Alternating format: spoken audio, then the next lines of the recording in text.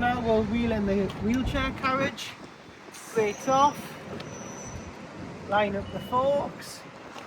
So you can see the chair needs to come a little bit lower. There we go, and then make the clip. That one can clip in. Once these are connected together, it's important we put the brakes on because we don't just want to rely on these clips. We need the carriage to stay in a fixed position using the brakes. One on each side. And you want to make sure the carriage is pushed all the way in so that there's no gap here, nice and close.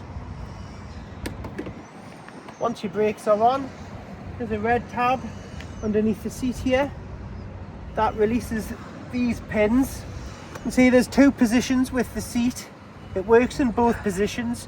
So if you actually had a particularly tall driver who even needed to be further back than standard, you can go back another 40 millimeters.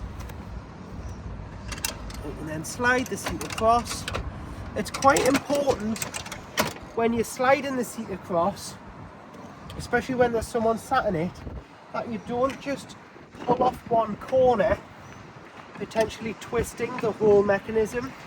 Try to bring it forwards quite evenly to keep the wheels square within the tracks. Once the seat is moved over, we can then release the brakes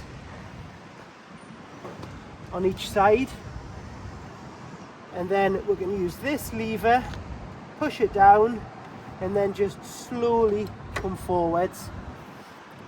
You will sometimes get a bit of a movement between levels of the suspension of the car with somebody sat on the seat. It'll be lower, so it's important when you do this movement,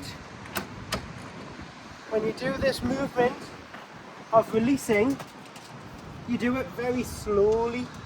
So you loosen it off and then just prise it back very slowly, and that makes it a little bit of a smoother operation. To go back across, pull the lever at the front of the seat, that releases these pins, slide it back along, again moving as evenly as possible from both sides of the seats so that you're not going to twist it within the carriage, within the rails.